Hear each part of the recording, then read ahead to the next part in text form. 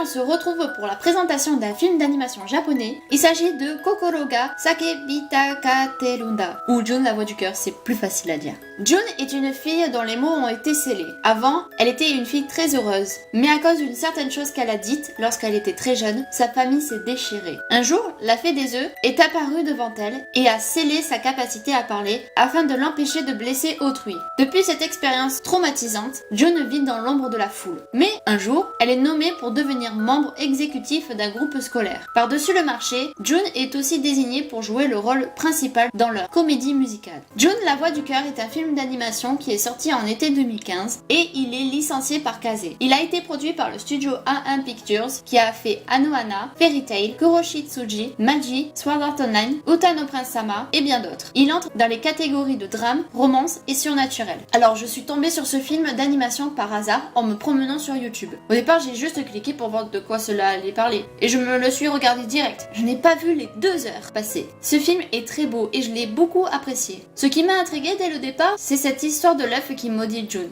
Et d'où un œuf parle? Où avez-vous vu ça? En plus, regardez-moi ce regard fourbe qu'il a. Moi, personnellement, c'est la première fois. Le film reste assez basique puisqu'il s'agit d'une histoire où on suit une lycéenne qui n'a plus le droit de parler. Sinon, elle a des mots atroces au ventre et on devine bien la suite. La pauvre. Et on voit ses relations se développer entre les différents personnages. Malgré que June ne puisse pas parler, elle arrive à faire ressortir ses émotions et on n'a pas besoin qu'elle parle pour la comprendre. Même si elle est à l'écart des autres et qu'elle semble froide, c'est pourtant une fille très joyeuse qui a pu évoluer et se battre contre cette malédiction grâce à Sakagumi Takumi qui va l'aider pendant tout le long du film. Tasaki Daiki est le 3e personnage principal de l'histoire. Même s'il a l'air méchant, June réussira à le toucher grâce à sa gentillesse et à sa détermination pour produire la comédie musicale. Le dernier et 4e protagoniste est Nito Natsuki. Même si elle est très gentille et devient l'amie de June, je pense que c'est le personnage que j'aime le moins, entre le petit groupe avec Takumi. Les musiques sont vraiment très belles et je m'écoute plusieurs fois quelques OST du film ainsi que les chansons. Kokoro ga Sakebita,